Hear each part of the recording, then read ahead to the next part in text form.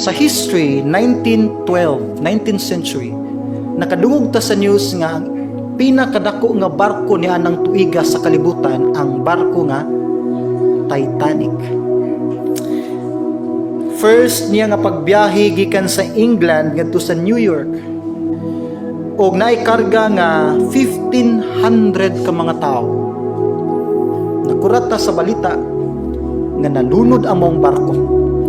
Ang first nga evaluation sa mga scientists, sa mga naga-research, nabanggaan ang dako kay nga iceberg sa ilalom nga part sa barko hinungdan nga nabuslot og dako kayo nisulod ang kusog nga volume sa water.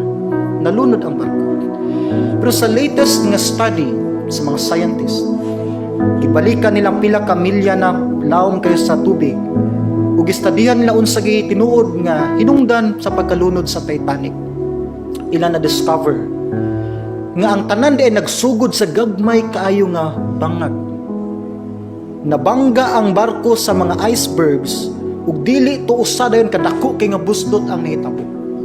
Naay siya nakita nga 6 kasunod-sunod nga gagmay kay nga bangag. Gagmay pero sunod-sunod. Pagkasunod-sunod sa gagmay nga mga bangag, buto sa na buslot na dayon siya, nakasulod ang usog kayo nga current sa tubig. Ayaw i-underestimate ang gagmay ng mga salak.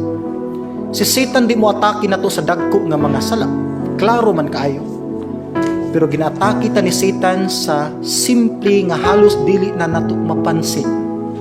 Magsugod ni sa tilaw-tilaw, magsugod ni sa okay lang wala bitay nakakita.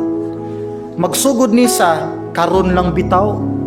And then eventually, mao na nimo lamoy, mukupa sa imuhang kinabuhi, even sa imuhang pamilya. I-maintain imong integrity bisan sa simple nga mga butang.